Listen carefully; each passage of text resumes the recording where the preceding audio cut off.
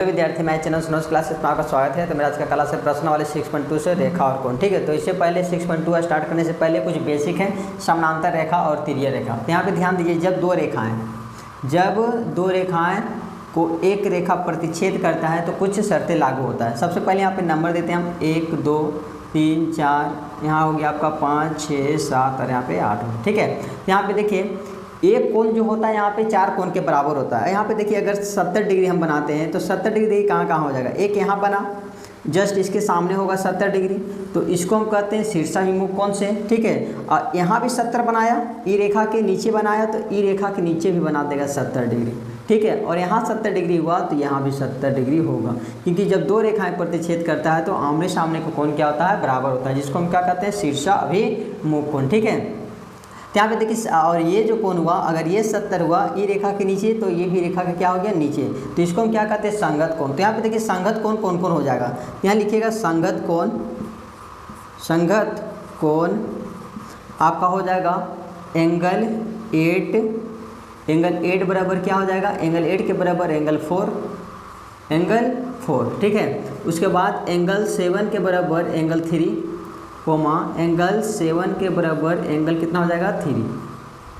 यहाँ पे कोई यहाँ 70 है तो यहाँ 70 नहीं होगा, लेकिन यहाँ पर कुछ और डिग्री रख देते हैं। अगर 80 है तो यहाँ पे 80 बनेगा। ठीक है, और यहाँ 80 बना तो यहाँ पे 80 बन गया शीर्षाभिमुख कोण से।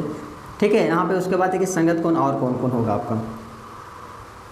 तो संगत कोण कौन कौन हो गया, 8 के 4, 8 बराबर 4 और 7 बराबर कितना हो गया, 3। उसके बाद यहाँ पे देखिए ई रेखा के ऊपर तो ई भी रेखा के क्या हो गया, ऊपर, तो एंगल 1 बराबर एंगल 5, फिर एंगल 5 बराबर एंगल 1, ये भी क्या हो जाएगा, संगत कोण।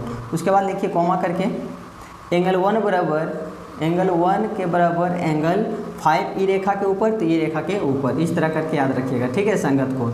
उसके बाद फिर कॉमा, उसके बाद कौन हो जाएगा, ई रेखा के देखिए ये ऊपर तो ये भी रेखा के ऊपर, यहाँ भी 70 यहाँ भी 70। ठीक है, तो एंगल 2 बराबर एंगल कितना हो गया, 6, एंगल 2 के बराबर एंगल कितना हो गया, 6। ठीक है, फिर एक बार देखिए संगत कोण कौन कौन होता है। ये देखिए दो रेखा क्या है, समानांतर है, एक रेखा क्या करे, प्रतिच्छेद करे, तो ई रेखा के नीचे तो ई भी रेखा के नीचे, तो यहाँ 80 है तो यहाँ पे 80 बनाएगा केवल। ठीक है, तो ये कोण जो होगा संगत कोण से होगा। ठीक है, यहाँ 80 यहाँ तो 80 होगा, लेकिन इसका रूल अलग हो जाएगा। ठीक है, अगर आप यहाँ 80 बराबर यहाँ 80 लेना चाहते हैं तो ये आप लिखिएगा शीर्षाभिमुख कोण से। तो शीर्षाभिमुख कोण कौन होगा, 4 के 2, 1 का 3, 6 का 8, 5 का 7। ठीक है, अभी हम लिख रहे हैं किसके कोण को, संगत कोण को। ठीक है, तो केवल संगत कोण को लिखेंगे, 4 बराबर 8 और 3 बराबर 7। उसके बाद एक रेखा के ऊपर तो यहाँ भी रेखा के ऊपर 1 बराबर 5 तो 2 बराबर 6, ये आपका क्या हो गया, संगत कोण। उसके बाद देखिए यहाँ पे एकांतर अंतःकोण।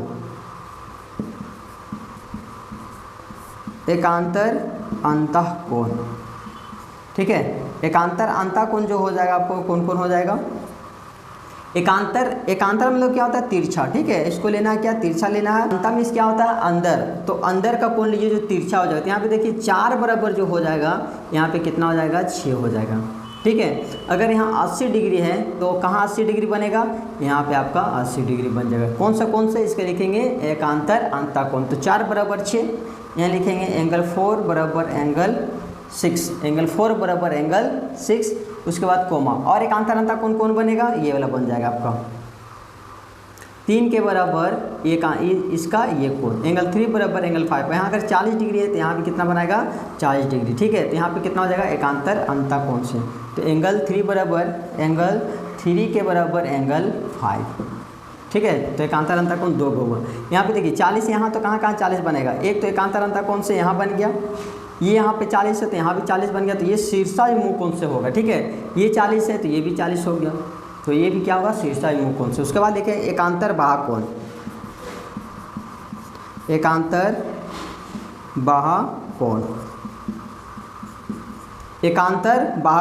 मतलब तिरछा लेना है, और बाहर वाला कोण लीजिए, तो तिरछा लेकर बाहर कोण लेंगे। देखिए ये कोण का ये कोण 2 बराबर 8, यहाँ अगर 80 डिग्री है तो यहाँ पे कितना होगा, 80 डिग्री। ठीक है, तो यहाँ क्या हो जाएगा, 8 2 बराबर एंगल 8, एंगल 2 के बराबर एंगल क्या हो जाएगा, 8। ठीक है, उसके बाद एकांतर अंतःकोण कौन हो जाएगा, एंगल 1 बराबर एंगल 7, एंगल 1 के बराबर एंगल 7। ठीक है, ये 100 है तो ये भी कितना हो जाएगा आपका 100। तो यहाँ पे देखिए अब आ जाइए शीर्षाभिमुख कोण से। शीर्षाभिमुख कोण, मुख कोण। शीर्षाभिमुख कोण तो जैसे बताएं, आमने सामने का कोण क्या होता है, बराबर, 1 बराबर 3, एंगल 1 बराबर एंगल 3 और 2 बराबर 4, कोमा एंगल 2 के बराबर एंगल 4, ठीक है। उसके बाद शीर्षाभिमुख कोण कौन होगा, 6 बराबर 8, एंगल 6 के बराबर एंगल 8, फिर कोमा, उसके बाद 5 बराबर 7, ठीक है, 5 बराबर एंगल कितना, 7। ये आपका सारा कोण आपको दिमाग में रखना है, ठीक है। संगत कोण, एकांतर अंतः कोण, एकांतर बाह्य कोण, शीर्षाभिमुख कोण, ठीक है। इसी जरिए से आपको मैथ बनेगा।